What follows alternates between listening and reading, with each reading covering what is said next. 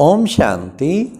सुनते हैं 17 दिसंबर 89 के अव्यक्त बाप दादा के मधुर महावाक्य।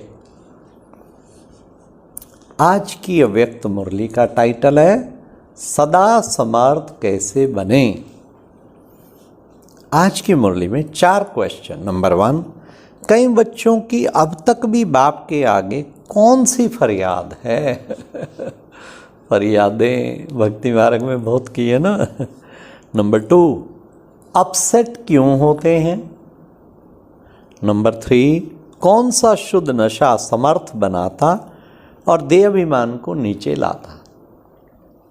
नंबर 4, आज्ञाकारी किसे कहेंगे? हाँ, तो बाबा की बहुत सुंदर, बाबा ने कहा जब आप अपनी, बहुत सुंदर एक पॉइंट आई, जब आपने मन बुद्धि का प्रोग्राम सेट नहीं करते हो ना तो अपसेट हो जाते हो। वाह वाह वाह वाह। इसलिए सदा सेट करके चलो, अमृत वेले से ही सेट कर लो सारा दिन, अपनी तन का भी और मन बुद्धि का भी, फिर अपसेट नहीं होंगे। तो अब सुनते हैं 17 दिसंबर निवासी की मुरली, सदा समर्थ कैसे बने। आज समर्थ बाप अपने चारों ओर के मास्टर समर्थ बच्चों को देख रहे हैं। एक हैं सदा समर्थ और दूसरे हैं कभी समर्थ और कभी व्यर्थ की तरफ ना चाहते भी आकर्षित हो जाते। क्योंकि जहां समर्थ स्थिति है वहां व्यर्थ हो ही नहीं सकता। सुन लीजिए, संकल्प भी व्यर्थ नहीं उत्पन्न हो सकता। बाप दादा देख रहे थे कि कई बच्चों की अब तक भी बाप के आगे फरियाद है। क्या? कि बाबा कभी कभी व्यर्थ संकल्प याद को फरियाद में बदल देते हैं। चाहते नहीं है लेकिन बाबा आ जाते हैं। ये फरियाद विकल्पों की स्टेज को तो मेजॉरिटी समय तक समाप्त कर लिया है। कभी कभी अलग बात है, मेजॉरिटी समय तक। लेकिन व्यर्थ देखना, व्यर्थ सुनना और सोचना, व्यर्थ समय गंवाना, इसमें फुल पास नहीं है ना। व्हाट्सएप, यूट्यूब, फेसबुक, कितनी व्यर्थ मैसेज बाबा कहते देखना, सुनना, टाइम पास करना इन चीज़ों में, तो ये तो ठीक नहीं है ना। तब बाबा ने कहा कि बच्चे, व्यर्थ सुनना, सोचना, व्यर्थ समय गंवाना, इसमें फुल पास नहीं है। क्योंकि अमृत वेले से सारे दिन की दिनचर्या में अपने मन और बुद्धि को समर्थ स्थिति में स्थित करने का प्रोग्राम सेट नहीं करते, इसलिए अपसेट हो जाते हो। प्रोग्राम सेट नहीं तो अपसेट।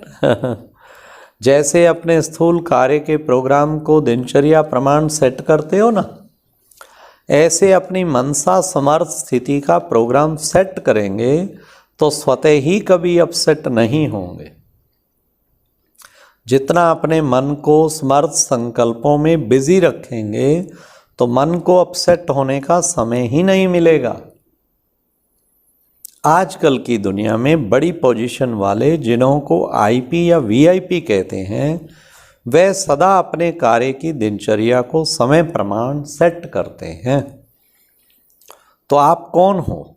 वे भले वीआईपी हैं, लेकिन सारे विश्व में ईश्वरीय संतान के नाते, ब्राह्मण जीवन के नाते आप कितने भी आगे लगा दो तो भी कम है।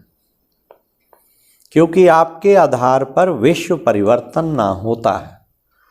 आप विश्व के नव निर्माण के आधार मूर्त हो, बेहद के ड्रामा अंदर हीरो एक्टर हो और हीरे तुल्य जीवन वाले हो।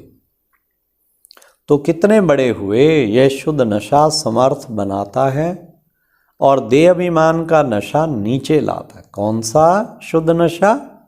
आधार मूर्त है और हीरो एक्टर है, हीरे तुल्य जीवन वाले हैं। ये शुद्ध नशा समर्थ बनाता है और देह अभिमान का नशा नीचे लाता है। आपका आत्मिक रूहानी नशा है, इसलिए नीचे नहीं ले आता। सदा ऊंची उड़ती कला की ओर ले जाता है। तो व्यर्थ तरफ आकर्षित होने का कारण है अपने मन बुद्धि की दिनचर्या सेट नहीं करते। मन को बिजी रखने की कला संपूर्ण रीति से सदा यूज नहीं करते हैं। दूसरी बात, बाप दादा ने अमृत वेले से लेकर रात के सोने तक मनसा वाचा कर्मणा संबंध संपर्क में कैसे चलना है व रहना है, सबके लिए श्रीमत अर्थात आज्ञा दी हुई है। मनसा में स्मृति में क्या रखना है, यह हर कर्म में अपनी मनसा स्थिति का डायरेक्शन आज्ञा मिली हुई। और आप सब आज्ञाकारी बच्चे हो ना, वह बन रहे हो। आज्ञाकारी अर्थात बाप के संबंध से बाप के फुटस्टेप लेने वाले, अर्थात कदम के ऊपर कदम रखने वाले। और दूसरा नाता है सजनियों का। तो सजनी भी क्या करती है, उनको क्या शिक्षा मिलती है? साजन के कदम के ऊपर कदम चलो। तो आज्ञाकारी अर्थात बाप दादा के आज्ञा रूपी कदम पर कदम रखना, यह सहज है व मुश्किल है। कहाँ कदम रखें, ठीक है व नहीं, यह सोचने की भी जरूरत नहीं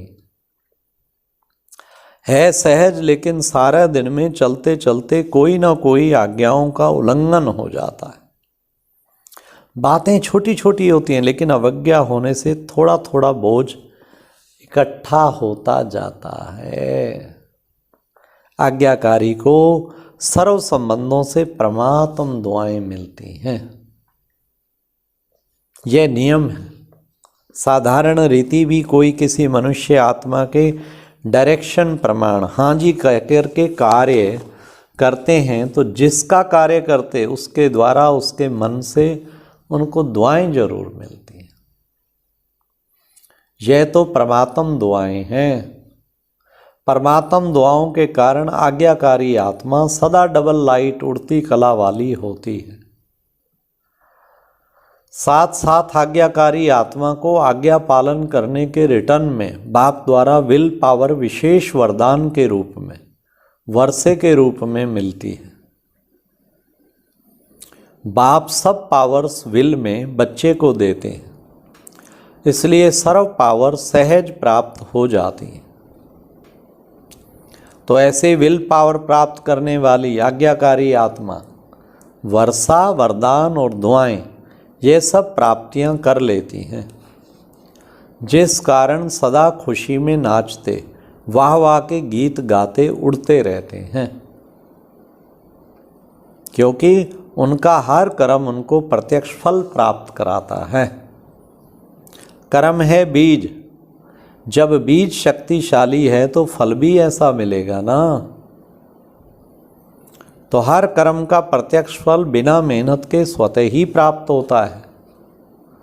जैसे फल की शक्ति से शरीर शक्तिशाली रहता है, ऐसे कर्म के प्रत्यक्ष फल की प्राप्ति कारण आत्मा सदा समर्थ रहती है। तो सदा समर्थ रहने का दूसरा आधार है सदा और स्वतः आज्ञाकारी बनना। ऐसी समर्थ आत्मा सदा सहज उड़ते अपनी संपूर्ण मंजिल बाप के समीप स्थिति को प्राप्त करती। तो व्यर्थ तरफ आकर्षित होने का कारण है अवज्ञा। बड़ी बड़ी अवज्ञाएं नहीं करते, छोटी छोटी हो जाती हैं। अब सुनो, बाबा बताएंगे। जैसे मुख्य पहली आज्ञा है पवित्र बनो, कामजीत बनो। इस आज्ञा को पालन करने में मेजॉरिटी पास है, पास हो जाते। भोली भाली माताएं भी इसमें पास हैं। जो बात दुनिया संभव समझती उसमें पास हो जाते हैं। लेकिन उनका दूसरा भाई क्रोध, इसमें कभी कभी आधा फेल हो जाते हैं। सुना, अवज्ञा। फिर होशियार भी बहुत हैं। कई बच्चे कहते हैं क्रोध नहीं किया, लेकिन थोड़ा रोब तो दिखाना ही पड़ता है ना बाबा। क्रोध नहीं आता, थोड़ा रोब रखता हूँ। तो जब असंभव को संभव कर लिया, ये तो उसका छोटा भाई है, तो इसको आज्ञा कहेंगे या अवज्ञा? इससे भी छोटी अवज्ञा, अमृत वेले का नियम आधा पालन करते हो, उठ करके बैठ जाते हो, लेकिन जैसे बाप की आज्ञा उस विधि से सिद्धि को प्राप्त करते हो, शक्तिशाली स्थिति होती है। स्वीट साइलेंस के साथ साथ निद्रा की साइलेंस भी मिक्स हो जाती है।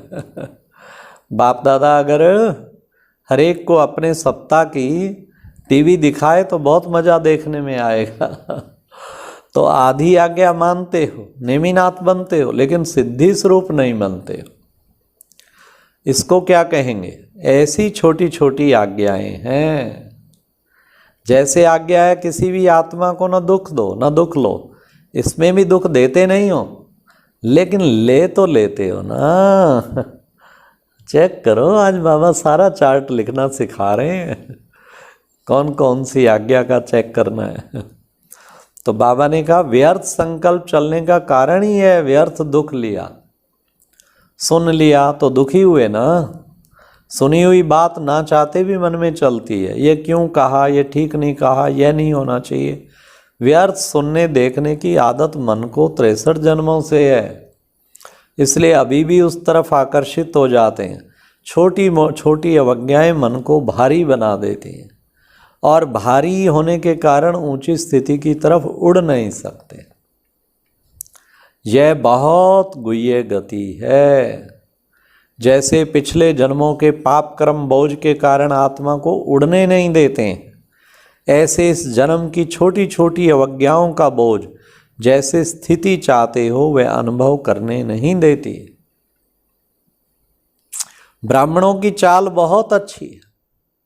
बाप दादा पूछते हैं कैसी हो, तो सभी कहेंगे बहुत अच्छे हैं बाबा, ठीक है। फिर जब पूछते हैं कि जैसी स्थिति होनी चाहिए वैसी है, तो चुप हो जाते हैं।